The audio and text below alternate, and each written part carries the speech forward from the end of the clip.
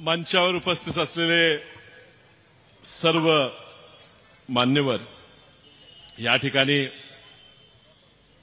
आपल्या जिल्ह्यात घडलेल्या एका घटनेच्या निषेधार्थ उत्स्फूर्तपणे या ठिकाणी उपस्थित असलेले सर्व बंधू भगिनी मित्र, जवळजवळ 12च्या आसपास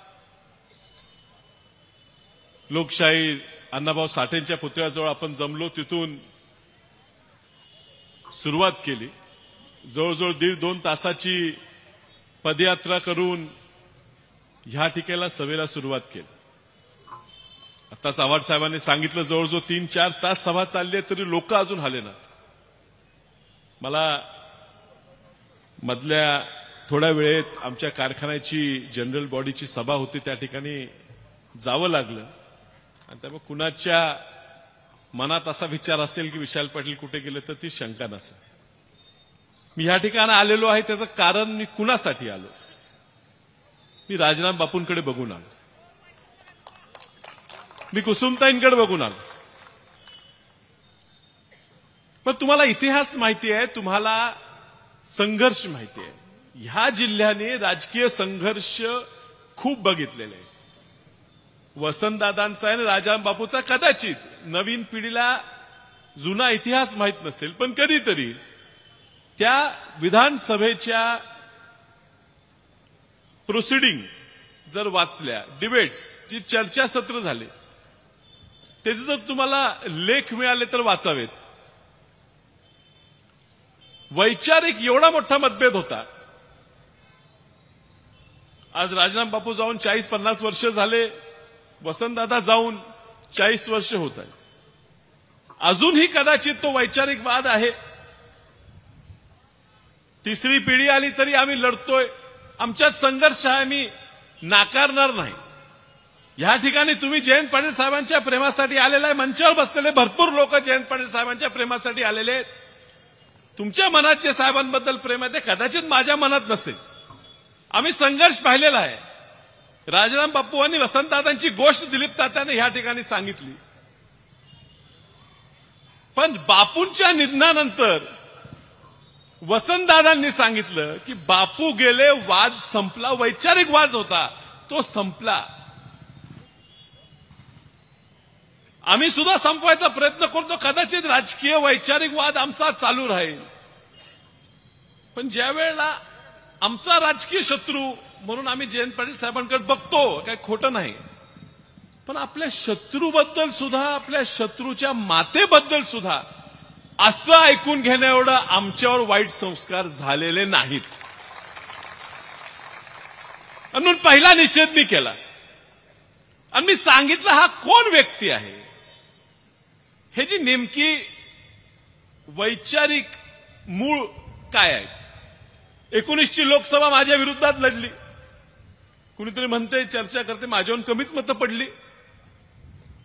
त्यावेळी ते बाळासाहेब आंबेडकरांकडे गेले, वंचित आघाडीकडे, आणि बाळासाहेब आंबेडकरांच्या मंचावरनं बोलत असताना एवढं पुरोगामी भाषण दिलं साहेब, एवढं पुरोगामी भाषण दिलं साहेब. आव्हाड साहेब तुम्ही लाजाल, एवढं पुरोगामी भाषण त्या ठिकाणी केलं मतं मागण्यासाठी.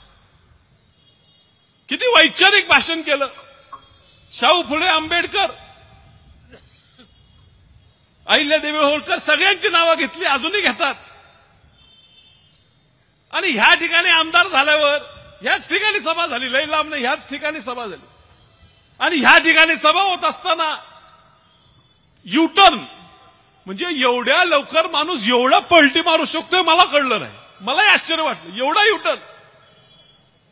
पण त्याची भाषणं झाली, त्या भाषणात त्यांनी बोलावं, माझ्यावर बोलावं, किती बोलावं, जयंत पाटील साहेबांना बोलावं, आम्ही एकामेकावर बोलू, तुम्हाला आमच्याबद्दल काय बोलायचं आहे ते बोला. पण ह्या ठिकाणी उल्लेख त्यावेळी त्या व्यक्तीने केला की वसंतदादांनी आणि राजाराम बापूंनी ह्या जिल्ह्यासाठी काय केलं. वसंतदादांनी काय केलं हा प्रश्न इथं विचारला सांगलीत. दुर्दैव आहे की जातीच्या कारणासाठी तुमची डोकी भ्रष्ट करून, बुद्धी भ्रष्ट करून, तुम्हाला येडं करून समोर बसवलं आणि तुम्ही बी टाळ्या वाजवा लागला. अहो, ज्या व्यक्तीने स्वातंत्र्य देशाला मिळवून दिलं, छातीवर जो गोळी खाल्ली, पुरोगामी महाराष्ट्र निर्माण केला, त्या व्यक्तीबद्दल तुम्ही बोलता. मलाही खूप राग आला, मलाही काहीतरी बोलायचं होतं, पण पुन्हा लक्षात आलं हा व्यक्ती जो बोलतोय ना त्याच्या मागे कोण आहे महत्वाचं आहे. आज जे ह्या राज्याचं नेतृत्व करतात, 6 वर्ष मुख्यमंत्री आहेत ना, 6 वर्ष मुख्यमंत्री, 2.5 वर्ष उपमुख्यमंत्री,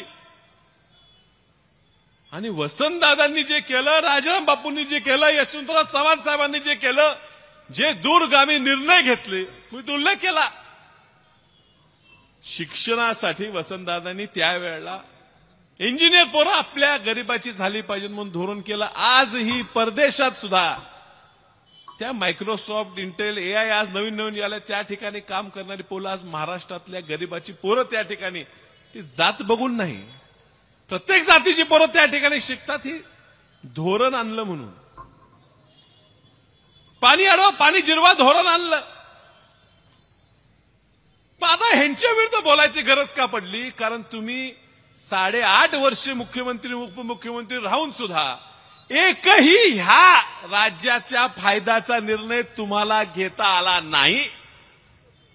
म्हणून जे मोठी लोक आहेत त्यांच्यावर बोलायचं, मात्र बोलताना संस्कृती जपायची, सुसंस्कृत स्वतःला म्हणून घ्यायचा आहे, म्हणून अशी पाळलेले प्राण्यांकडनं बोलवून घ्यायचा हा प्रकार चाललेला. साहेब, मला कोणतरी परवा सांगितलं, सुसंस्कृत व्यक्ती आणि सुसंस्कृत नेता ह्यात फरक असतो. सुसंस्कृत व्यक्ती व्हायला काय लागतंय, पण सुसंस्कृत नेता व्हायला आपल्या भोवतीची लोक सुद्धा तशी सांभाळावी लागतात. तुमच्या भोवती जी फिरणारी, आसपास भरणारी माणसं आहेत, जे एजंट लोक फिरतात, जी तुमच्यासाठी भुकणारी लोक फिरतात, ती बघितली तर तुम्हाला सुसंस्कृत नेता कुणी म्हणू शकणार नाही.